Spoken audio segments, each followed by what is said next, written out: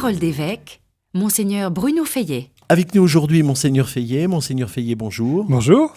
Alors aujourd'hui, on va évoquer le mois de mai en se posant d'abord une première question. Pourquoi le mois de mai est-il le mois de Marie ? Eh bien, c'est une bonne question. Ça vient de très loin. On ne sait pas bien pourquoi, mais disons que le premier motif, c'est qu'à la fin du mois de mai, le 31, on fête la visitation, le fait que Marie rend visite à sa cousine. Et donc, peut-être que c'est l'occasion qui a fait, ou encore parce que c'est le joli mois des fleurs et qu'on peut décorer les statues de la Vierge Marie avec des fleurs, on ne sait pas trop.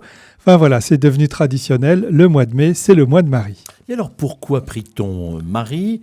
Est-ce qu'on priait Dieu ? Est-ce que c'est la même chose ? Ben non, ce n'est pas du tout pareil. Alors, on prie Marie, disons, par exemple, quand on prend la prière du chapelet, « Je vous salue Marie », c'est d'abord une citation de la Bible, des évangiles, puisque l'ange qui rencontre Marie pour lui annoncer qu'elle va devenir la mère du Sauveur, dans le premier chapitre de Luc, lui dit « Je te salue Marie, comblée de grâce ». Et donc dans le chapelet, on reprend la prière, le texte de l'évangile. Donc c'est une citation de l'Écriture.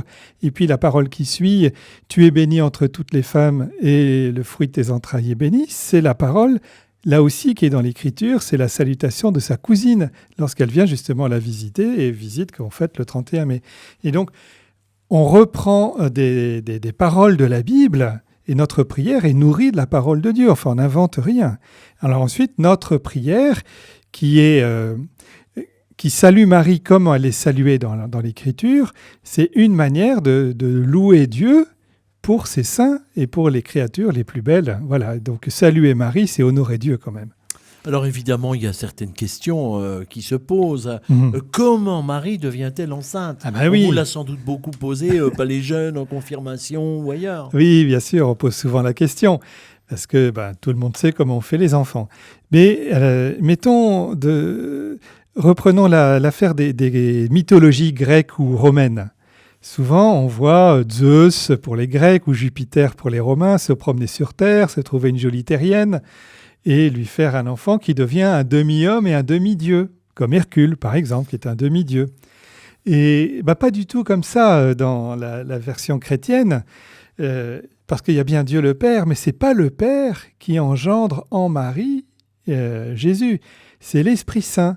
Et qu'on prenne l'évangile de Matthieu ou l'évangile de Luc, c'est toujours l'Esprit Saint qui couvre Marie de son ombre. Ce n'est pas du tout une relation qui passerait comme ça par un Dieu anthropomorphique. Pas du tout. Et c'est même tellement différent que certains tableaux présentent que le Fils de Dieu, qui est la parole de Dieu, qui est le Verbe de Dieu, puisque c'est la parole, eh bien Marie conçoit, par l'action de l'Esprit Saint, via l'oreille. Puisque c'est la parole qu'elle entend, elle reçoit la parole. Il y a des tableaux qui vont essayer d'imaginer cette situation comme ça. Et on voit un petit fœtus qui descend dans un rayon lumineux à travers l'oreille. Bon, c'est plus subtil que ça, mais de toute façon, c'est le rôle de l'Esprit Saint que d'assurer l'incarnation du Fils de Dieu en Marie. Alors, autre question, Marie n'a-t-elle qu'un fils ? Ah, celle-là, on l'entend souvent. Et puis, quand je dis on l'entend souvent, d'autant plus que dans l'Écriture, on dit « N'est-il pas le fils de Joseph ? Et ses frères et sœurs, Jacques, Joseph, ne sont-ils pas parmi nous ?» Alors, si on prend l'Écriture dans son sens très strict, très écrit, la question, c'est justement « N'est-il pas le fils de Joseph ?» Et le fils, ça suppose qu'il n'y en a qu'un. Si Marie et Joseph avaient eu plusieurs enfants, on aurait dit, n'est-il pas un des fils ?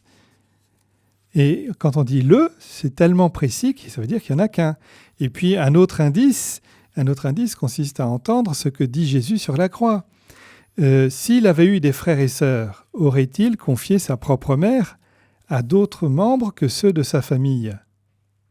C'eût été étonnant. Donc c'est bien parce qu'il n'y a qu'un fils, qui est Jésus. Lorsqu'il meurt sur la croix, il confie sa mère aux disciples qu'il aimait. Femme, voici ton fils, fils, voici ta mère. Et donc Marie n'a bien eu qu'un seul enfant, Jésus. Le mois de mai, le mois de Marie, mais alors comment prier Marie ? Alors on l'a entendu en reprenant les paroles de l'Évangile, de l'ange, « Je te salue Marie, comblée de grâce, le Seigneur est avec toi », ou encore celle sa cousine Élisabeth, tu es bénie entre toutes les femmes. Alors on peut reprendre ça, on peut chanter des hymnes à Marie. Il y en a beaucoup qui ont été magnifiquement écrits depuis 40 ans, 50 ans. On peut faire des pèlerinages à la Vierge Marie. Hein, on va à Lourdes, on va à Fatima, on peut aller voir la basilique majeure à Rome, et plus près de nous, un petit peu de chauvinisme de l'ancien curé de Valenciennes. On peut aller voir Notre-Dame du Saint-Cordon à Valenciennes le deuxième dimanche du mois de septembre, ou Notre-Dame de la Salette, ou Notre-Dame du Lot. Voilà, il y a des tas de façons d'honorer la Vierge Marie, de la prier, et au fond, en priant avec elle, de rencontrer Dieu. On parle beaucoup du rosaire en ce moment et des nouveaux mystères lumineux. Oui. C'est pas très lumineux pour vous, Jupiter? Pas très, non. J'ai besoin d'un petit éclaircissement. Un petit éclairage sur les mystères lumineux. Alors, il faut savoir que c'est une idée de Jean-Paul II.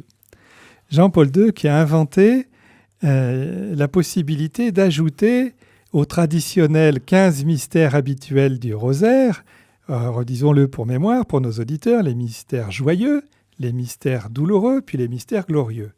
Et il a ajouté de lui-même, de son autorité, dans une très belle lettre sur le rosaire de la Vierge Marie, il a ajouté les mystères lumineux, c'est-à-dire qu'à l'occasion de la récitation du chapelet, on le fait en méditant un texte de l'Évangile. Alors, les mystères lumineux qu'il a ajoutés, le baptême de Jésus, le mariage à Cana, l'annonce, le cœur de l'annonce de l'Évangile, c'est-à-dire la proximité du royaume de Dieu et la guérison des malades, la transfiguration et l'Eucharistie. Et donc, à chaque fois, en fond, c'est avec Marie que nous méditons tous ces événements qu'elle gardait, elle, dans son cœur.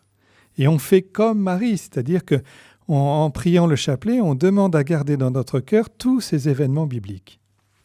Merci, Monseigneur Feillet, d'avoir été avec nous. On vous retrouve bien sûr très prochainement sur RCF. Avec plaisir. À bientôt.